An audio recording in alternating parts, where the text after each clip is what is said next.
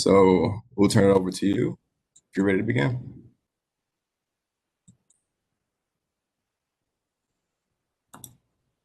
Actually done this before in a way where I was only talking to a screen. But I should say thank you to Lauren for the conversations that led to us being here today. And thank you to all of you for hearing the little bit of a pitch that I have this afternoon. I know you do a lot of hard work throughout the year, every year. And I know that that hard work is all the more difficult given the pandemic and other constraints that we are under in this particular moment. And so I am really glad to be here and to talk to you and happy to have the opportunity. Although I did tell y'all that I was going to be here at noon and y'all got me at 12:30. And then when I logged on, it's another 5 minutes to me no more. Anyway, so big thanks to Lauren Gold, who I love dearly.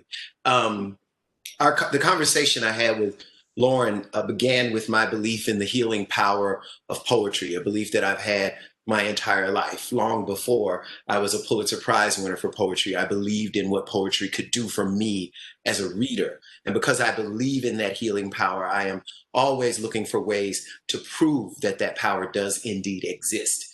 And so one of the things that I have thought about for a very long time, as a matter of fact, maybe for the last 20 to 25 years of my life, is whether or not it would be possible to have more poetry, more really wonderful, great poetry, interface with people at the moment of a diagnosis or just before that diagnosis. So the idea that I had was bringing more poetry into clinics and doctors' offices where waiting rooms where such diagnoses occur. And so if we think about this, I sort of think about this in two ways. One way that I think about this is the wall where posters with poetry can be. And the other way I think about this is in paraphernalia. If Ryan White is in any way in charge of that which is given to people and is in their hands, if what we are given can also include a poem, you know, when you have a pamphlet, when you have little baggies with condoms in them, is it possible for there to also be a poem there? And so what I did was I came up with about 29 pages of poetry that I thought might be apropos of such situation. And I'll show you some of the poems, if I can do a screen share. I'll show you some of the poems that I was interested in and why I was interested in them. I'll let you know that obviously because of the situation that I'm thinking about people encountering these poems, I had to choose. In particular, I chose really short poems. Or what I hope was, and which was difficult for me because sometimes I like a really long poem. So I think I cheated a couple times.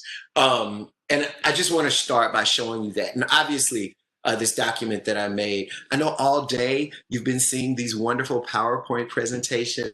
So I hope you're excited to see this Microsoft Word document, baby. Let's see if I can share here.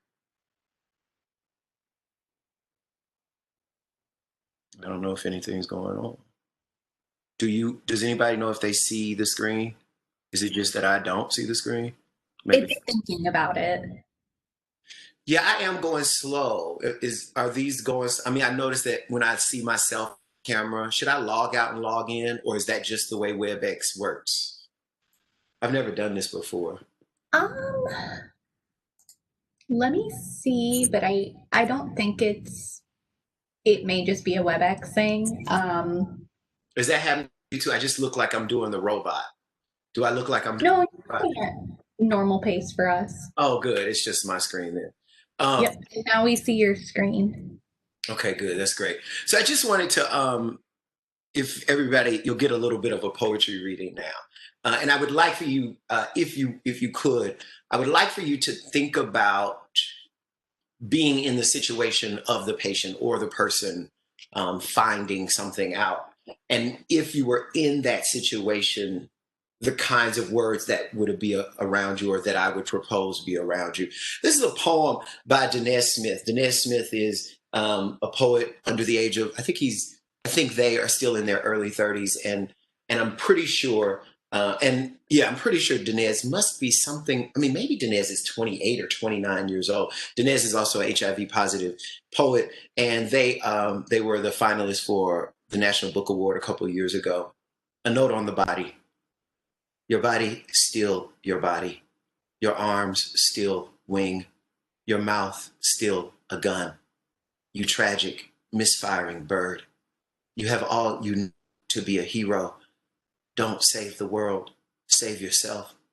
You worship too much, and you worship too much. When prayer doesn't work, dance, fly, fire. This is your hardest scene.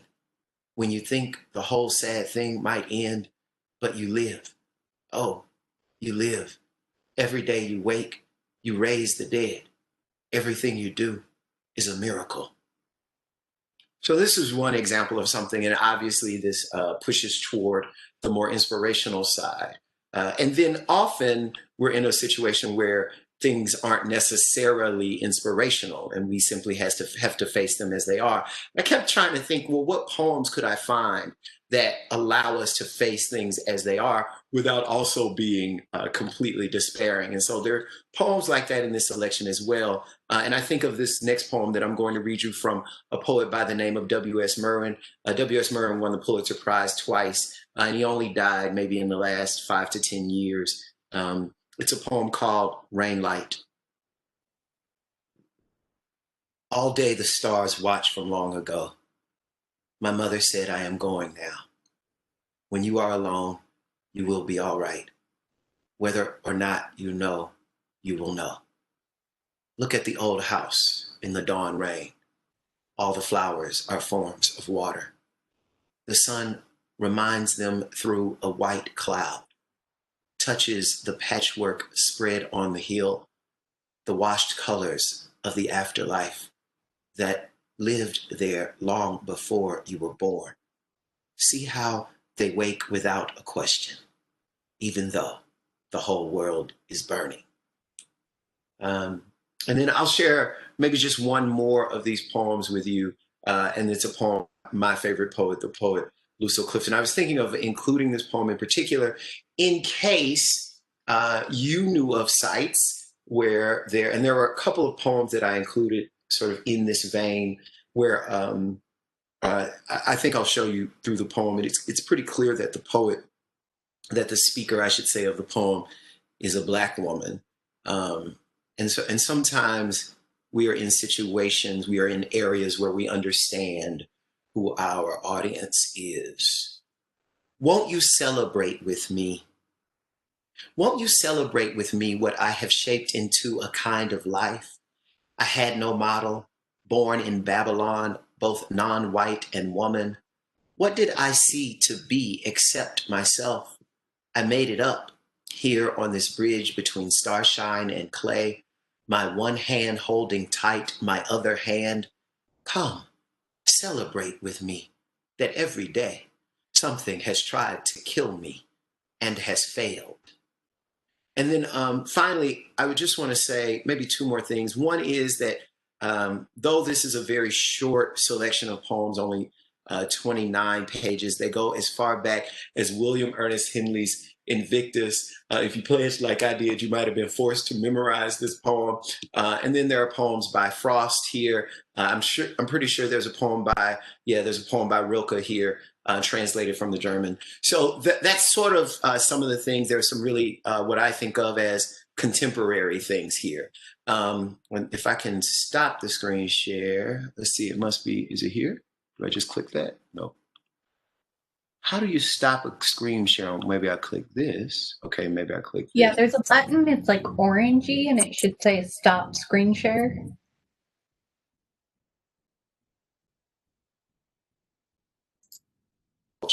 So the last thing that I wanted to say is if I can be of service in any way, I would appreciate it, because as a poet, as a person living with HIV, and as a poet in the world, obviously this would be something that's really important to me. And when I was on the phone with Lauren, I realized, oh, this might be a person who can help me get to the point where I can push this idea through. and I don't work for the Ryan White Foundation. I work for Emory University. So where I'm the program director of the creative writing program and a professor of English and creative writing there, in case y'all didn't know that. At any rate, the last thing I wanted to say is, my goals are pretty lofty about this. I sort of think of this as a beginning. In Scotland, for instance, when doctors graduate from medical school, one of the things that they automatically get is a very small book of poetry. So what would the world be if upon graduation you understood that you were getting a book of poetry? I mean, not only would you read that book as a medical doctor, but you would think that that must be important since you got it, right? And while Ryan White might not have that kind of entryway into every doctor in the United States, Ryan White might have that kind of entryway into every doctor who specializes in HIV. And then also, I remember reading years ago this essay by the Nobel laureate Joseph Brodsky. He calls it a modest proposal. And one of the things he talks about is how there are always Bibles in hotel rooms. And what I'm interested in is that there be little bitty books of poetry in hospital rooms. So that's all I have for now. I'm going to have to jet pretty soon. I tried to move things around so that I could take some questions. If anybody has any questions, or if Lauren, maybe she's on this call and has something to say about this as well. But if anybody has any questions, I'd be happy to answer them. Jericho, I am on the call. I don't know if you can see me, but I'm here. Hello. You are, first of all, you're just such a rock star. I'm so excited about this. Yeah, thank you. And I can't wait to see the other 26 poems. But for everybody else listening, we are in the process of trying to figure out how we can disseminate poetry into our HIV community. I've spoken with several providers, several doctors, just speaking to people that we know, and had tremendous reception. People love this idea. So Jericho and I are working together. We're going to keep working on it, and we will be contacting people and saying this is an option for you, and here's something you can do to. As it was mentioned to me that it was an informed trauma approach by somebody who deals with health inequities, which I love, and that's kind of what we're thinking about here. So I'm thrilled that you made it also. So thank you for making it a priority, Jericho. Thank you. Can I add, because I know people like to hear about things on the ground, in terms of the amount of work that this would take on the ground, there is administrative labor, obviously, as it relates to contacting presses and getting permission to use the poems. Given what we want to use the poems for, I doubt that there would be a charge. And there's so many poems in the world that that's not, while contacting the press, each of these presses does some labor. I don't think there will be a charge for making use of the poems in this way. As a matter of fact, I think that's going to be on a case-by-case basis. I think we start with the poet and then figure out what their, and that can be done. There's the fact of making real live touchable documents. Well, but it's also, this is not for commercial use, and that's different. So I think that the liabilities are different, but that's something we can deal with. That I think is actually the easy part. I don't think it'll be so hard, but it might take a little bit of time. That's all.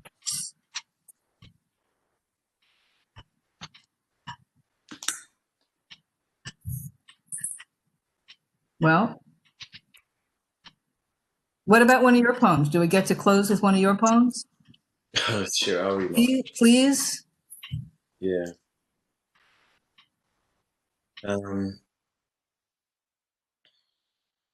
Bullet points. I will not shoot myself in the head, and I will not shoot myself in the back, and I will not hang myself with a trash bag. And if I do, I promise you, I will not do it in a police car while handcuffed, or in the jail cell of a town I only know the name of, because I have to drive through it to get home. Yes, I may be at risk, but I promise you, I trust the maggots who live beneath the floorboards of my house to do what they must to any carcass, more than I trust an officer of the law of the land to shut my eyes like a man of God might, or to cover me with a sheet so clean my mother could have used it to tuck me in. When I kill me, I will do it the same way most Americans do.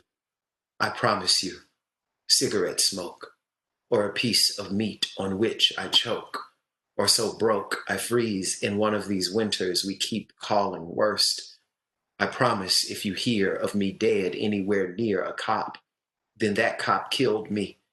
He took me from us and left my body, which is, no matter what we've been taught, greater than the settlement a city can pay a mother to stop crying, and more beautiful than the new bullet fished from the folds of my brain.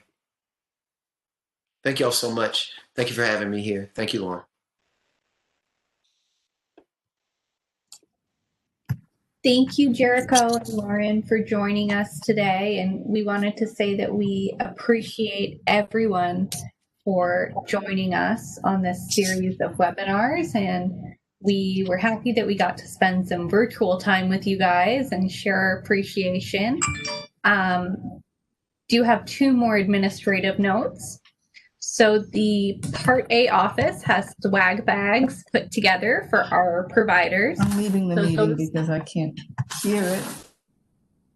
Those are in the office and they can be picked up today until 4 p.m. And we did send an email out with that information.